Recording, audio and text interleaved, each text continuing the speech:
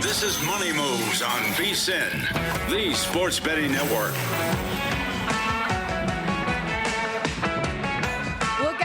Happy Friday, everybody, as we welcome you into Money Moves. Stormy Buonantony, Jonathan Von Tobel with you. Live as always in downtown Las Vegas, Circa Resort and Casino. Busy day already. We got conference basketball tournaments underway. Round 2 at Bay Hill. It's NHL trade deadline day as well, coming up at 3 p.m. Eastern. So we'll keep you up to date on any notable trades that might come down in the next couple of hours. Plus, how about the World Baseball Classic kicking off with a bang earlier this morning? Yeah, this is a very cool time of year. We obviously have a lot going on during our show, so that'll be a lot of fun to track.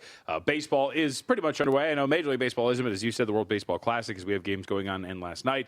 And we already have something brewing in college basketball as the Belmont Bruins, who went off as about 11.5, 12-point favorites, down 48-41 at the half to Drake right now. So that is going to be something to watch, as is the totals, of course, in the MVC. We already have one over in the books, at least a first half over. This thing sails over the first half total right now with 89 points in the first half. Yeah, we'll talk plenty about that trend coming up in the next segment of the show when we dive into some of our college basketball card. The live total on that, 171.5, after we did have a 3-0 day to the under yesterday. Game one certainly trending in that direction after we saw a lot of under money come in, not only in that game, but all four today. Should we bet this thing under for the second half? Belmont right now shooting 50% from the floor, 42% from three. Drake shooting 62% from the floor and 50% from three. Both teams have combined to take 11 free throw attempts, and it's not like either is killing each other on the offensive glass. This is just a very, very efficient first half for both teams happening at the same time. What, and 171.5? Yeah. Again, this thing closed, 153, I believe. In that range, yeah. 152.5. Yeah, 153, 153.5, yeah, depending on where you look. I haven't been watching it live, so I guess you tell me. I mean, you just pulled it up a little bit ago. Like, did you get a feel for it? It's a lot of strong first shot offense. That's something that really sticks out to you is the efficient. Now, regression is not guaranteed for a single game. We talk about that a lot during football season. But I do think that when you look at the way these two teams are shooting the ball, the way that this thing is going right now, you could expect to an extent some sort of regression to the mean for both of these teams as we get into the second half. Okay. And it's not like either is going to be a team that is, I think, going to kill you from that regard in terms of three-point shooting. Yes, if you look at Belmont, they're a very good three-point shooting team. But Drake, not so much, especially in conference play, shooting around like 32%. I think that this is one where you could still get the pace, but I think the offense should slow down, and so should the efficiency. So we're doing it. All right. We're going to go under. I'm here for it. Give us something to track throughout the rest of the show. 48-41, your score there at the half. We'll keep tabs on that and everything that's kind of going on throughout the course of the next couple hours, which also leads me to an opportunity to set the table for everything that we have on deck today. Time for the rundown. It's time for the top headlines and topics of the day. This is the Rundown. And I'm not kidding when I tell you we are jam-packed today. Got a full Friday guest list beginning in 30 minutes. VSiN's own Will Hill is going to join us, get his best bets in college hoops as well as the WBC. Zach Cohen, our senior editor and NBA analyst, going to give us his thoughts on the card today. David Dineen, former college hooper and 2024 winner of the Circa College Hoops Challenge. He's going to give us some of his plays leading into the weekend. And Mike Palm, back in his usual Friday spot, although not at his usual time slot, because the Blackjack Invitational that I'm sure many of you that have been avid viewers and listeners of VSiN over the years will know, like for all of these major events coming up, Circa hosts a tournament for all of the big spenders and bettors here. Fortunately for us at VSiN, some of us get to partake in these blackjack tournaments as well. They have the tournament for a college basketball futures draft opportunity where you get a big money future leading up to the tournament. Yeah, I don't want to really talk about that because last year I was in it, and last year I had Auburn and Mitch Moss had Florida. Yes. And they met. I don't know if you remember that, the Elite Eight. And I don't know if you remember. You received a certain text message. I did. I remember all these things. So he's not bitter at all. No, not in any way, shape, or form. Still holding on to it. I walked in during the national championship. I went and watched, or no, was it? Yeah, I think it was the national championship. I met Mitch at a local watering hole, and I told him I get to punch you in the arm one time, and he let me. As hard as full as hard string? As I could, yeah. Did it leave a mark? Did you get any I don't know. damage? I can't really remember, but I know that I felt a little bit better. But yes, we have some great guests. David Dineen, speaking of going out and about in our town when he won the first one, I got lucky enough to be around when he cashed in on the Berries comp, so I went out there with him that day after he won the 2024 competition. A fantastic basketball handicapper and a fantastic man, as is Mike Palm and Will Hill, who I was on with yesterday on his podcast, Should Have Bet More. Last thing, I know that you're still upset about not coming out on top of that future. we both profited significantly in the tournament. Did you not monetize well? Not enough. Oh, come on. It's never enough. It's free money. It's literally free. Neither here nor there. Let's Never push it enough. forward, though. We also, in addition to breaking down the NBA card today on a Friday, and we'll get to more news on that in a moment, but we'll have the NBA S tiers continue this week as well. Any notable changes? Oh, yeah. We got a new team among the contenders, folks. You could probably guess who it is, but a new franchise has thrust themselves into the throes of competition for the NBA Finals and maybe even their conference. I will tell you who that is when we talk about our teams that are being ranked in our pyramid. May or may not be a team that just knocked off a team that's in action today and getting back one of their stars. Jason Tatum, it appears, coming back tonight. Not that one? Yeah, I think it is. Celtic star Jason Tatum officially, as of about 30 minutes ago, available tonight against Dallas. His season debut coming less than 10 months after tearing that Achilles in Game 4 of the conference semis last year against the Knicks. Nothing firm, JVT, but I think the expectation is likely on a minutes restriction. Going to try to ease into this bad boy as much as you can. What are the realistic expectations for Jason Tatum tonight in your mind? That he just plays some minutes and just let him get out there, and that's about it. I will be very fascinated to see the production, what the market expects of him, if there's going to be any real movement now that we know that he's going to be out there, how that's going to get bet as we get closer to game time. Generally, these sort of things are a lot more muted than you would expect in terms of how long they play, what they actually do when they're on the floor. It's really about getting out there and getting comfortable with the injured ligament or whatever it is. And at this point, we know what it is. So it's just about getting out there and feeling your body out and making sure that you're comfortable with the rigors of basketball. So I would not expect much here today from Tatum. Would you be surprised to learn that I've seen some of these sportsbook insights come out and the most bet prop on Jason Tatum is over his 12.5 points? Shocking. Yeah, I don't think that's really surprising. We know how generally bettors like to handle these things. You're going to bet them over. And look, rightfully so, you're excited, but the question is going to be just what part of his game does he really have? I mean, he's back. He's comfortable doing it. Is it all just going to come in the form of some catch-and-shoot jumpers? Is he really going to try to press his luck a little bit in the first game back and try to get a little bit more physical, try to get to the rim, try to draw free throws? I would expect that this is more about just getting comfortable today, and I would not expect – I mean, what was the point total prop again for today? 12.5. 12.5. I'd lean a little under there. I don't even know if he's going to get enough minutes. I think this is just about getting him out there. Because remember, they do have a pretty decent runway left at this point right now. I mean, it is March 16th. The season doesn't end until the 15th of April. You have quite a few games, about 18, 19, to get him comfortable and acclimated and ready to go. Yeah, I'm looking at, 12.5 for the points, 3.5 rebounds, 2.5, for the assists. And just at first blush, the only one of those I would really lean toward the over on is an assist prop because of exactly what you're saying. Like, I don't really see him driving to the rim, trying to challenge.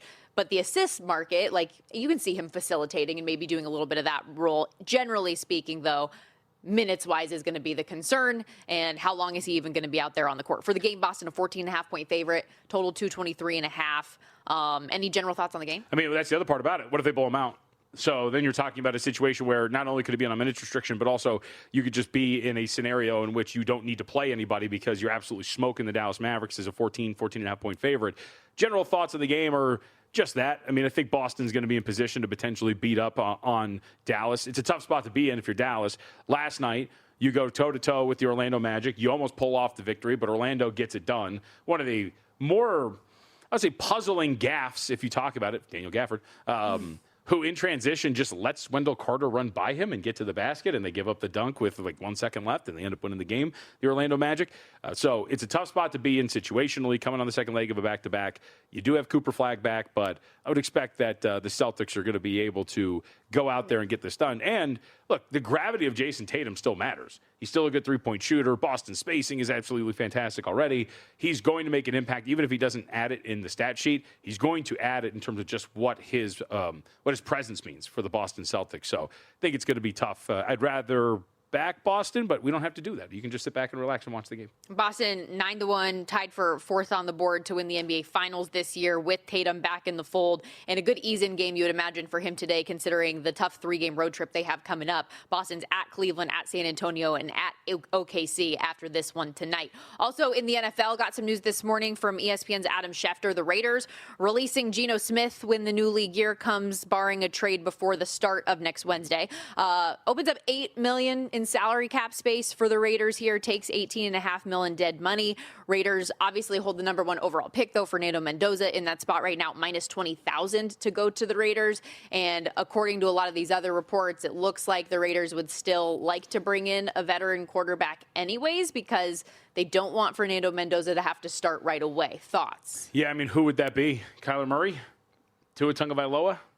Are you surprised that, I think big picture, moving on from Geno Smith, like you saw this coming, but I know you had heard some rumblings that maybe Clint Kubiak was a big fan of his, that maybe he would be the bridge. I mean, he was going to be there, right? They were going to work together before he got traded because he got brought over to Seattle as the offensive coordinator. So I would expect that this was a little bit more of the front office than anything else. I mean, obviously the machinations of the cap, getting $8 million in cap space, dead money, all those things. So maybe you just make that choice if you're the Las Vegas Raiders front office because you think financially this is what makes the most sense. But at the end of the day, who are you going to get that is you're going to feel comfortable with given the way this quarterback market looks right now? And that you're willing to pay for that bridge guy. Kirk Cousins?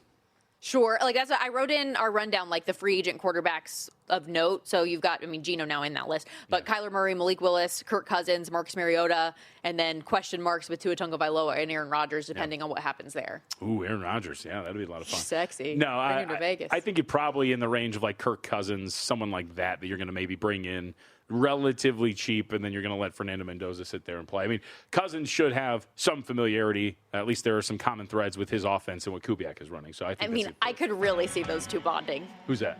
Kirk Cousins and Fernando Mendoza. Yes, just personality archetype seems to make a lot of sense. Okay, we got to step aside here. First time out of the day on Money Moves, but it has been for the last year and a half and beyond, Death Taxes and Missouri Valley unders. One over in the books today. What will we get for the remainder of the games coming up? Plus, Miami of Ohio has a chance to complete their perfect regular season tonight. Can they do it? We'll discuss.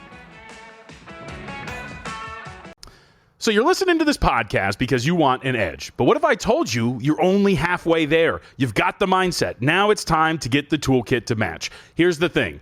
Pro bettors spend thousands on data and tools. But what they don't want you to know is that you can get the same edge for a fraction of the cost with VSiN Pro.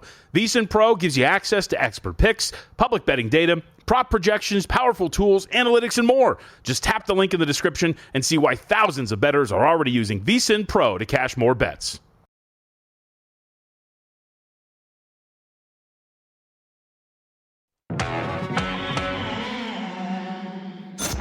Watching Money Moves here on VSiN, the Sports Betting Network. Rolling along on this Friday edition of Money Moves, Stormy Bond and Tony, Jonathan Von Tobel with you. This segment presented by Upside. You can download the free Upside app today and earn real cash back every time you fill up your gas tank. Plus, use the promo code SPORTS. You'll get 25 cents back per gallon on that first tank. Again, Upside. Download it for free today. We are diving into some college hoops. We have conference tournament action already underway today, and all eyes have been on the MVC, the Missouri Valley Conference, and the unders theme that has been huge for years, especially the last couple years. And we saw all of the first round games yesterday, JVT, go under their respective totals as well, despite seeing a lot of movement toward the under. 3-0 there. They're 13-1 to the under dating back to last season, 20-5 to the under the last three. Although game one of the day today, Drank and Belmont significantly trending over. You, though, dived in on a live under for the second half here. Yes, under 171.5. So let's see if we can get there. 50-44 right now with 18 minutes left to go in the second half. The other big story, of course, you're talking about the totals, but Belmont being a double-digit favorite and down by 6 here in the second half is also something worth monitoring. I told this to Will last night, which was, do we think that maybe now that we're into this quarterfinal that this is when you start to play those unders? Because the thought, or the overs. Because the thought, of course, being, well, the market's factoring this in, and then they're all getting bet down. And then after a round in which all three go under, you're going to get some sort of even further adjustment. And thus, this is the time now to finally test the theory that these games could go over the totals. So we will see if that is the case today. As you mentioned, did not bet this game pre-flop over, but now we have an under in game, and that's what we'll be sweating out here moving forward. Yeah, and you said it with this potential upset alert. Belmont, the top seed, significant favorite to win this conference. Drake, the 8 seed. We'll see how this plays out as the second half is now underway. Meanwhile, then at 12:30 Pacific, UIC and Murray State going head-to-head, short spread, virtual pick'em game. Murray State, slight favorite here. But this total from 155 out to 148.5. We did see a little bit buyback up to 150.5 where we sit right now. Bradley and Valparaiso from 141.5 down to 133.5, but then we saw a little bit of that buyback again. We're sitting 135.5 right now. And then Illinois State and Northern Iowa, lowest total on the board by far, open 125.5, got bet down, yet now we're up back above that initial number at 126.5. I think people just look at that number and say, come on, it's not going to be that low scoring. Yeah, I think out of all the ones that we're talking about here, the UIC game and Murray State is going to be, I think, really interesting because you do get the conflicting styles in terms of tempo. Illinois Chicago comes in, they're 9th in the conference in tempo in the country. They're 236th. Meanwhile, Murray State, the Racers are exactly that. They're a top 20 team in terms of adjusted tempo. They led the Missouri Valley in terms of tempo as well, and they had the second shortest average possession length. Like to take threes, so if they come out here, take a bunch of threes, get their tempo, get their pace, maybe we get an opportunity to get this thing over the total as well between these two. But you mentioned it, 150.5, a little bit high considering what we're talking about here, right? Unders in these this conference tournament.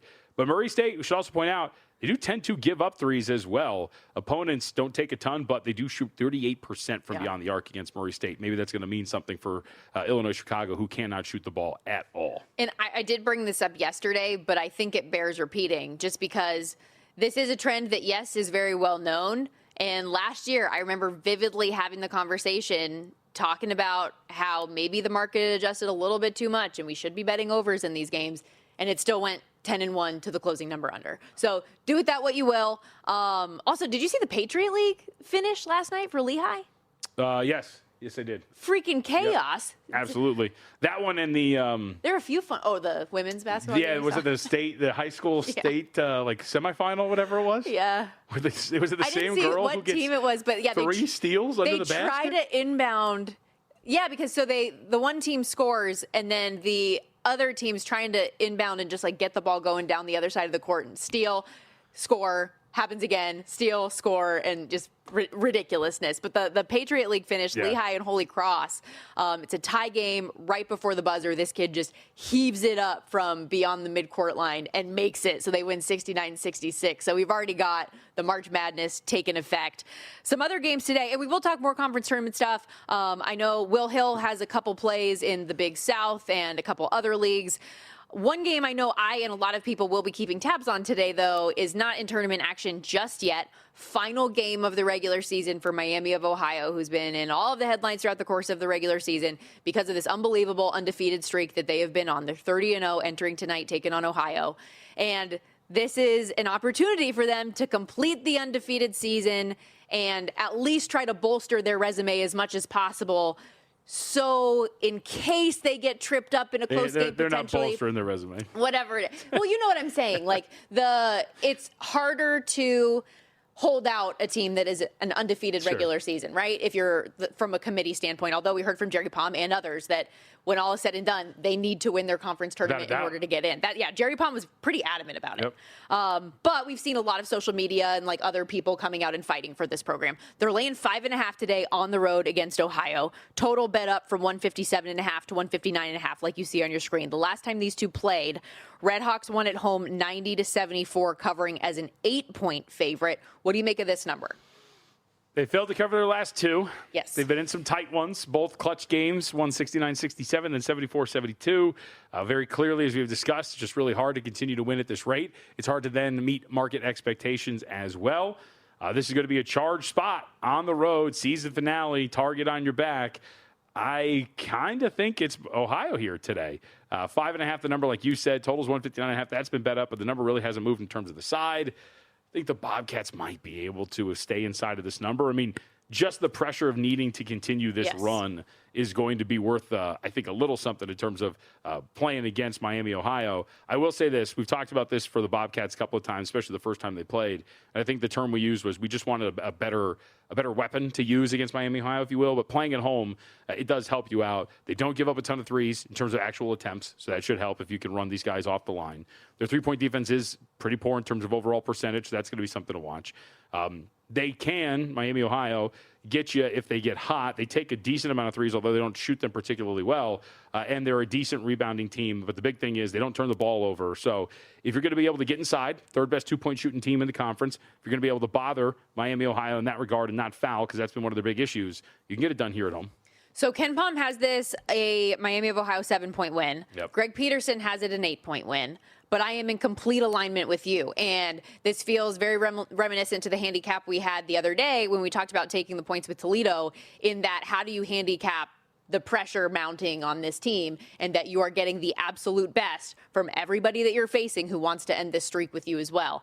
I don't know what the number value is on that, but 5.5 for a team at home that, yes, I know you lost and failed to cover against this team in the previous matchup, but they have stumbled and come so close, as you mentioned, in those clutch time games, these last two, against Toledo and Western Michigan. Only 2-point wins against each of those teams, despite being 11.5 and 7.5 point favorites, respectively, in those games. Yeah. So I have not bet this game, but it would be Ohio plus the points or nothing. We have a little development here. Not a big one, but it's just in Belmont. Just going to say, Belmont's got themselves in some trouble. It's now a 12-point deficit with 15 minutes left to go in the second. So Drake right now, despite only having 6 wins in league play, here in the quarterfinals of Arch Madness, they are performing. Yep, they are performing admirably right now, and the in-game total right on the number that we got it at 171.5. Belmont closed an 11.5-point favorite, and getting 6.5 right now live. Maybe this is a conversation that we have with Will Hill, since he's going to be coming up in the next segment too. If Belmont gets knocked out of this thing, how do you shift your focus in the conference? Like, who do you then think has the best opportunity? Because in a lot of these leagues, it's not necessarily just by seeding, it's by matchup. So that'll be a fun conversation coming up. I know we have UNLV at San Diego State tonight. We've got another game of significance for St. John's. Oh, yeah, we are at odds. Any strong opinions in either of those games? On either of those, I don't think so. I mean, I think the St. John's matchup. UNLV letdown spot, baby? Come on. I mean, I guess you could argue that is the case. No, the St. John Seton Hall game, I'm kind of interested. This thing got bet up, 133.5 to 136.5 in terms of the total. Yeah. I'm going to be oddly fascinated to see how this game plays. Seton Hall's defense, or excuse me, their offense has been absolutely abhorrent. You look at them in conference play, just about 101.6 points per 100 possessions, last in effective field goal percentage, last in 3-point percentage, last in 2-point percentage. They've supplemented some of their offense by just grabbing offensive rebounds, almost playing like a dump and chase type of offense in basketball. Just throw up some clunkers and hope your rebounding can go and get it. But St. John's is a team that is an elite defensive rebounding team. In fact, by percentage, they are the best in the Big East. So that's Seton Hall's main weapon. I don't know if they're going to be able to operate the way they want to here against St. John. So I kind of expect that maybe this could go under. I wonder if there's going to be any sort of pushback here in the market for the total. Seton Hall does tend to play slow, and if their offense stinks, I know St. John's plays quick, but maybe this is going to be one where they can win by margin enough. And Will Hill does have a play on this game, so we'll hit on that on the other side of the break. And while you mentioned all those metrics that teams are last in, we don't want you to be the last to get the Upside app and get some free money in the account. You get cash back every time you fill up your gas tank right now when you go to Upside.com or download the free Upside app. You can also use the promo code SPORTS right now to get an extra 25 cents back per gallon your first fill up. We're seeing drivers earn $200 to $300 a year just from their normal commute. It takes seconds to use. You can cash out anytime. Download the free Upside app today. Promo code SPORTS. Offers vary by user and location. Head to Upside.com for details. Stick around, more college hoops talk after this is March Madness continues here on VSiN, the Sports Betting Network.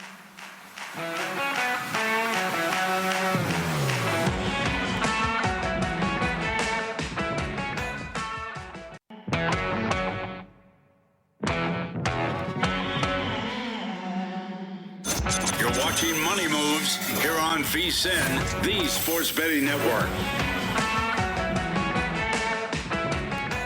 If you're betting college hoops, now's the time to get that added edge with a VSiN Pro subscription. Our Hoops Mania special going on right now. You get full VSiN Pro access to everything we do here at the network through May 1st for just $29.99. VSiN Pro is going to give you access to all those daily best bets, real-time bet splits from DraftKings and Circa, AI-powered prop tools, full access to every VSiN show on demand as well.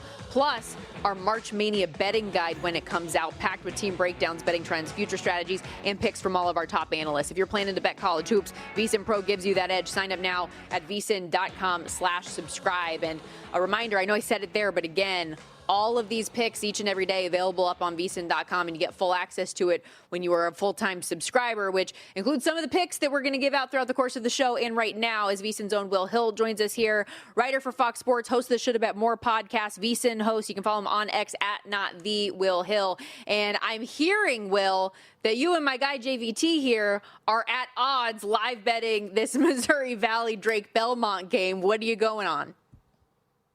I just took a little over Belmont. I tried to get, it was 169.5. I got spun 172.5.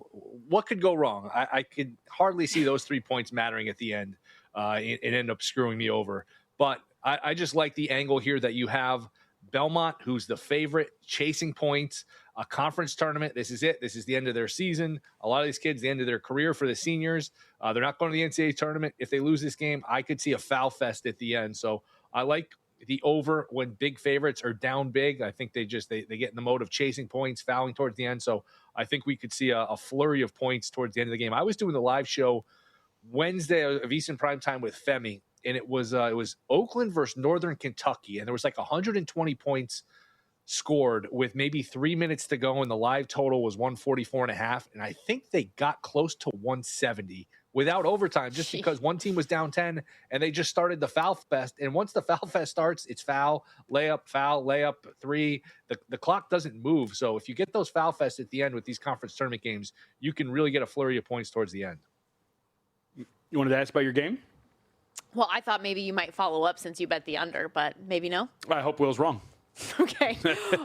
We were talking last segment about this St. John's game coming up in the Big East, taking on Seton Hall, and how the total's been bet up from 133.5 to 136.5. I know this was a game on your radar from a total perspective. Has this gotten bet up a little bit too much for your liking?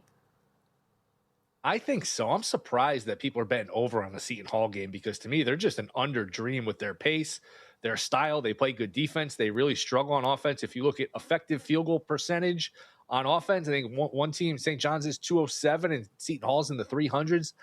Defensive efficiency, both teams are in the top 20. To me, this has all the makings here of a close, low-scoring game. Seton Hall, boy, I don't even know. I guess if they won tonight and then made a run to the Big East tournament, they might be at the point where they have to win the whole Big East tournament. But either way, they're in desperation mode. So I think under is the play here at 136.5. These teams met in January. It landed 125, I believe. So if both teams shot under 40% from the floor, if you get a similar type of game here, you got some margin for error there. Not that one game is gospel leading to the next game. It's obviously just a small sample, but I think you can't go wrong usually playing these Seton Hall unders. All right, well, this thing is about to get started, so just give us the quick 30 seconds on Charleston Southern Winthrop. Tip-off is, I think, just underway right now. Winthrop a 6.5-point favorite. Yeah, and I'm surprised Winthrop's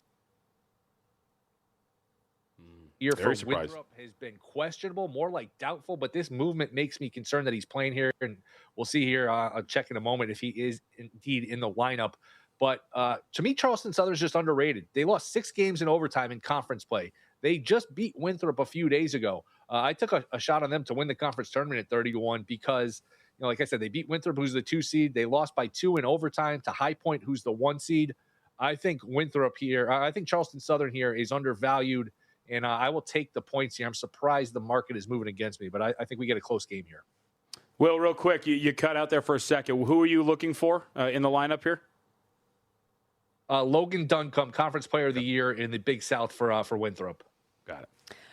Let's move ahead to the A-Sun because the quarterfinals there getting underway as well. Lipscomb laying 3.5 against Florida Gulf Coast. We saw the 5 seed in Florida Gulf Coast handle business yesterday against North Alabama. What's the angle here today? I like I like Lipscomb on the team total over. I just think this is a bad matchup. It's 77.5 here, the team total for Lipscomb. I like the over. It's just a bad matchup for Florida Gulf Coast defensively. They play twice in the regular season. Again, it's a small sample size, but the first matchup, Lipscomb got 27 threes. They generated 27 3-point attempts. They shot over 50%, and they scored 84 points. The next time around, it wasn't much better for Florida Gulf Coast. 37 3-point attempts. Still over 50% for 3 for Lipscomb, so they're getting good looks. I think it was 90 catch-and-shoot points combined in the 2 games to speak to the point that they're getting open looks. It's not just fluky shooting or variance. So I think Lipscomb, at 77.5, there's still some meat on the bone to go over. And Lipscomb's a 4.5 or so point favorite here.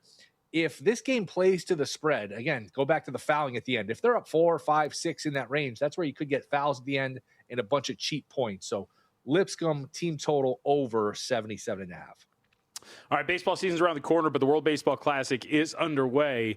I have heard the Dominican Republic thrown around a lot as a team to back here in this tournament. Are you among them?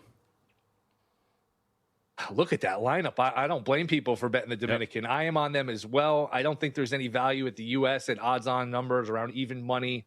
Japan, they don't really have the pitching they did a couple times, a couple years ago when they won it. And I know they've won this thing 3 times, and they're always a factor. But to me, just look at the names in the lineup for the Dominican. Soto, Machado, Tatis, Guerrero, Marte, Junior Caminero. It is a stacked team. Julio Rodriguez, I don't even know if I mentioned him. I think 9 guys in their lineup got offensive MVP consideration last year, got MVP votes. So to me, the starting pitching's not great. They do have Christopher Sanchez, but the starting pitching's kind of devalued in this format where guys can only throw a certain amount of pitches. To me, it's more about the bats. It's more about the bullpen. And they've got a bunch of back-end major league relievers with Camilo Doval, Brazaban, Uribe from the Brewers. They've got a lot of options, a lot of depth in the bullpen, and that lineup, good luck getting 27 outs against them. So them at plus 450 or so to win the whole thing, I think there's value there. And I did take a shot, Soto, 28-1 MVP, just because he's Soto. He's one of the best hitters in the sport. He's got a flair for the dramatic. You can't really pitch around him. I know he takes his walks in the regular season, but you can't really walk him with the lineup surrounding him. And he swung the bat well in these exhibition games. And I also took a shot, Junior Caminero, 80-1 MVP. He has been just ripping the ball. I think 7 at-bats in a row, all hits, all exit velocity over 110 in these warm-up games against the Tigers. So Caminero is a fun long shot there for MVP.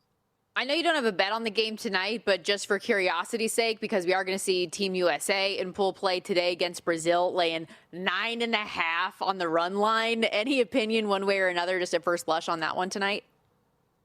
I don't think, as long as I've been watching baseball, betting baseball, I can't remember ever a 9.5. Sometimes in college baseball, you'll see these wacky lines where teams are favored by 3.5 or 4.5 in complete mismatches. 9.5, though, I mean, it's justified. And there is a 10-run rule here, but obviously the 10-run rule would cover the 9.5. I guess I would lay it with the U.S., but I'm not going to spend my Friday night laying 9.5 runs in a baseball game. I don't feel comfortable doing that, although I do think the line is probably justified.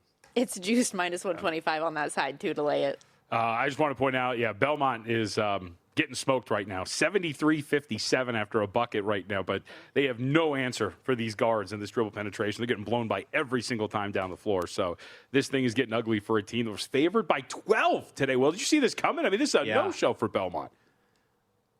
And think about it. You start practice in October. You pretty much practice year-round. You play from November to March. You're the best team in the conference. And on a Friday afternoon, you have a bad half hour, a bad hour, and that's it. You're done. Your season's over. So all of that work of being the 1 seed goes out the window. I know these conference tournaments are fun. I love watching them. I love betting on them.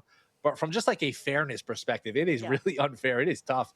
There is so much pressure on these 1 seeds in the 1 bid leagues because one bad half, one bad day, and you're done. That's tough for Belmont if they can't come back, which they're probably not going to. Well, you're awesome. Thank you so much for the time. We appreciate it, buddy. All right. See you. Thanks for having me. Did it. And that's why, by the way, we have that conversation last segment about Miami of Ohio tonight and the expectations and need for them to have success in the conference tournament as well for exactly that reason. You don't get the benefit of the doubt in these lower conference tournaments. We do need to step aside here. Go ahead. I was going to say really quickly, in-game total update, 161.5. And Drake, which closed as a 12-point underdog pre-flop, is a 13.5-point favorite. Yeah, 73-57 right now. The top seed and big favorite to win this conference tournament in all. Down significantly right now, 7 minutes, 18 seconds to go where we stand there. Okay, so that's a good bit of college basketball. We'll have more coming up in the next hour of the program. But when we come back here on Money Moves, excited to dive back into the NBA because just before we came on the air today, we got the news the Boston Celtics announced this morning Jason Tatum is available today for the C's against the Mavs. VSiN senior editor, NBA analyst Zach Cohen is going to join us next, talk through any angles potentially available in that game, as well as the full 7-game card. Got sides and props ahead. Stick around. More Money Moves coming up after this on VSiN, the Sports Betting Network.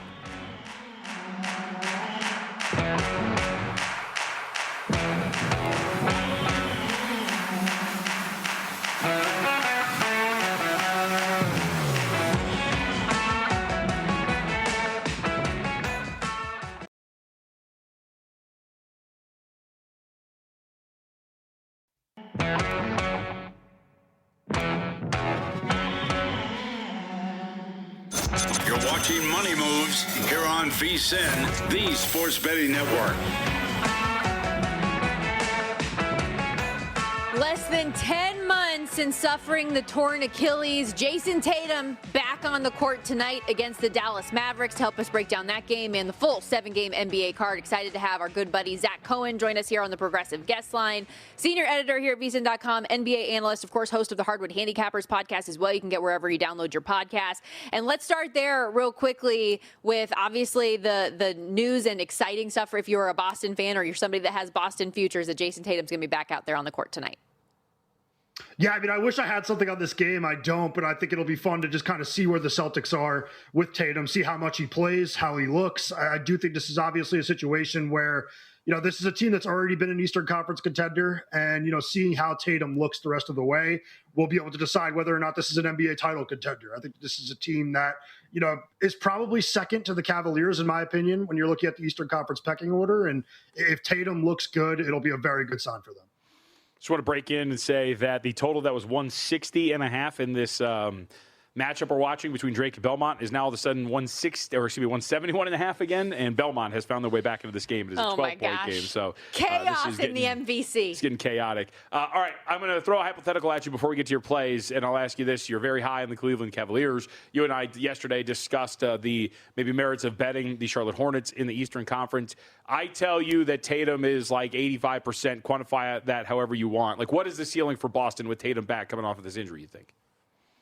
The ceiling is winning the NBA title if Tatum looks 85%. I think that'd be actually a really high range outcome for him the rest of the way. I think this is like a situation where you're almost hoping for 70% and a guy that can give you 25 minutes in the playoffs. I mean, we have not really seen this type of comeback really ever. It's like very unprecedented to get a guy coming back, the season after an Achilles injury. I mean, this took forever for like Kevin Durant, and he was way more cautious with it to get to a point where he wouldn't have to worry about it anymore. Obviously, they feel really good about where Tatum is. Otherwise, they wouldn't be, risking his long-term prospects to have him out there. But I do think this is a situation where if he looks very, very good, you're talking about a title contender. I mean, not maybe one of my favorites. I do think that this team has lost a lot from the team that actually won the title 2 years ago. I mean, that's not really talked about enough when you're looking at this Boston roster. It's no more Drew Holiday, no more Kristaps Porzingis, no more Al Horford.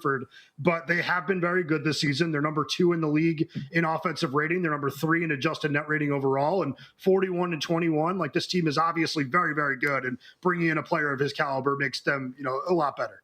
And with him coming back, they are shorter than the Cavs on the odds board for the Eastern Conference at plus 240. They're 9-1 to win it all. The team just above them in the NBA title odds, the San Antonio Spurs, in action today against the Clippers. Before we get to your play on that game, I did just want to ask about the result we saw last night with them beating Detroit yet again.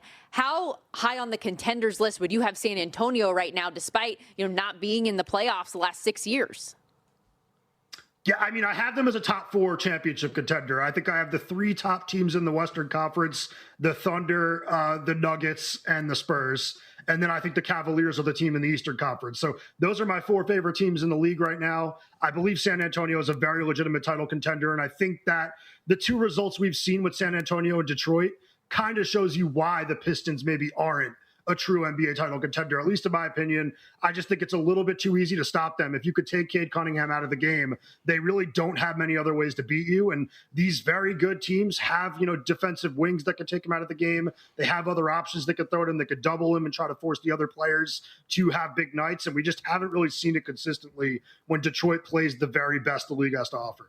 Yeah, it seems there's a blueprint out there maybe for Detroit, or at least San Antonio is a really terrible matchup for them. All right, Zach, let's talk about some of the games that you have here today for some best bets later tonight. We'll start with my Clippers taking on those San Antonio Spurs. What do you got? I have Clippers plus 7.5. I think there's still 7s out there, so I would be willing to take that. I just think LA, I wish they were playing Darius Garland, by the way. I hate that they're going to hold him out for this game to play him against Memphis, a game that they could win with their backup. So that's really annoying. But without Garland, I still think it's fine. This team has won 3 consecutive games. They've covered in 9 of their last 10. And just overall, I think that the way that they're playing defense is still strong. Kawhi is still looking like the best player on the planet. And this Spurs team, you guys just said it. They just played a very big game against the Pistons last night. It's now their 3rd game in 4 nights in the second leg of a back-to-back. Feels like a bit of a letdown spot, and it is a letdown spot that they can win and still not cover. So I wouldn't be surprised if the outcome of this game is, the Spurs winning by like 3 to 5 points. This just feels like a lot of points to be giving an LA team that I think is playing very well. Although I did mention it on Hardwood Handicappers today. Awful timing for Yannick Conan Niederheiser to go down. He had been playing some awesome basketball on both ends of the floor, and that's a serious injury, a Liz Frank injury. So hopefully he's back next year and playing well. VSiN senior editor, host of Hardwood Handicapper, Zach Cohen joining us here on the Progressive Guest Line. Rockets on the second half of a back-to-back at home after the overtime loss to Golden State yesterday. The Portland Trailblazers getting 6.5 here. They've won 2 of their last 4 games, and I guess 2 of their last 5, but even the 2 wins were against the Bulls and Grizzlies, so I don't know how much stock you put into how they're playing right now. How do you see this one shaking out tonight? Yeah, really less of a play on Portland for me and more of a play against Houston, because it's not only a back-to-back, but it was an overtime game against Golden State last night. It was a game where they had to use all of their energy in the third and fourth quarters to try to get that game back to being, a close game that they could have won. And it just feels like one that could be emotionally and physically draining. I mean, Kevin Durant played 41 minutes last night. That's a lot for a player his age. Pretty much all of the starters flirted with 40 minutes, and 3 of them actually did go over 40 minutes. So I do think this is a situation where this is going to be a tired team, and I think this is going to be a pretty ugly game in terms of both these groups being somewhat defensive-minded. So if it is lower in scoring, I'd rather have the points. I mean, I wish I was getting 7.5 here as well, but I'll take the 6.5. And I do expect to see potentially some absences on the Houston side, because last night, Jabari Smith Jr. and Amen Thompson were both questionable. Like I just said, they both played over 40 minutes last night. I wouldn't be surprised if they hold them out, try to be a little bit safer with them. Big one on the card today is in the Southeast Division. Miami and Charlotte will go at it. Hornets are a 7.5-point favorite. Total's about 229.5, depending on where you look. You got a player prop here, so give us the prop and also just what you expect for this game today. Yeah, I took Brandon Miller over 4.5 rebounds at -145, which is a little bit juicier than I like to play my player props. But at the same time, he's had 5+ rebounds in 5 consecutive games. And this Miami team is number 1 in the NBA in pace of play. And you can kind of break down Miller's numbers over the course of the year. And in his games against top 5 teams in pace, he's averaging 5.6 rebounds per game in 10 contests. He's also gone over 4.5 in 9 of those 10 games. And it really does make a lot of sense, just because this Charlotte team plays a little bit slower than you'd think for a very good offensive team. But Miami, number 1 in the league, they're just going to speed up the Hornets a little bit. And, a faster game means more shot attempts, and more shot attempts means more rebound opportunities. So I think that Miller's going to have a good game on the glass. And this is actually a game where I'd be looking to Miami, if anything, on the spread. I just kind of think that Spoelstra is going to have something for this Hornets team. It's just the type of game that I could see everybody in the world looking to back the Hornets. I think I saw this morning or last night that Charlotte is now the most popular bet to win the NBA Finals. Just like everyone's taken notice of what they've done at this point in the year. And I've talked about it on Hardwood Handicappers, I know with you as well, JVT. But this team's very much, one of the best teams in the Eastern Conference right now. But I do think this is a lot of points to be giving Miami. Miami's playing very well at the moment. No, I don't think we've ever covered the Charlotte Hornets. No, we never talked about him on this show. I get why people would be diving in on this game specifically, though, given the hot streak covering numbers, 9 straight, 13-1 ATS, their last 14. But I will say, to your point about Miami, they've been covering a lot of numbers recently as well. One more player prop you have. We know the Suns lose to the listless Bulls last night. You're not laying 5.5, but in a bounce back spot against New Orleans, there is a player prop on a name I'm not even going to try to pronounce here. Hit me with it. Yeah, I have Oso Ighodaro over 20.5 points, rebounds, and assists. And rolled off the tongue very nicely there, Zach. It's a little bit easier than it looks. It looks intimidating, but it's not that hard. But yeah, I do think that this is a game where, I said it all season, honestly, whenever Mark Williams doesn't play, Ighodaro tends to play very well for the Suns. He's been a very good defensive player at the center spot for them. He's a good passer. He's a good rebounder, and he has been going over this number, pretty consistently as a starter. And this Pelicans team is one of the worst teams in the league when it comes to defending at the basket. They're a bad rebounding team. And I just kind of think that if you look at all the ways that Ighodaro can harm an opponent, I do think this is going to be a game where he really fills up the stat sheet. And, Phoenix, really bad loss last night. But I would say that if you're looking to make like some sort of brain dead parlay for tonight, the Suns, I think, will bounce back and get in the win column. Real quick, 45 seconds. We get the news today. Caleb Wilson in the thumb. He's going to be injured. Where's he at in the draft order, Zach? Where do you think he ballpark ends up going? I think he's going to go 4. I think that he's going to go behind those top 3. I'm getting to the point where I think the Boozer should go 1. I know that's a little bit crazy, but I think Devonta is going to be the number 1 pick. I've written about that at vsin.com, so that is a bet that I'd be willing to make still at plus money odds wherever you can find it. But it's a really good top 3 in this draft class. You can't really go wrong, but it is hard to just kind of look at what Boozer's done for this Duke team in terms of just raw numbers, like traditional numbers and efficiency numbers. It's just getting hard to deny that he's just a stellar player that's going to translate to the NBA. Zach, appreciate the insights as always, and thanks for being a key cog in our daily pronunciation guide. You're the man. Thanks, guys. Zach Cohen, everybody. Again, make sure you check out the Hardwood Handicappers podcast wherever you get your podcasts. And he's got articles up each and every day up at vsin.com, vsin.com/subscribe. You can join us on a full-time basis, get unlimited access to all of the work that Zach and all of our analysts, writers have. Picks up vsin.com/picks every day as well. Stick around. Resetting hour 2 of the program with our NBA S tiers and continued coverage of the card coming up.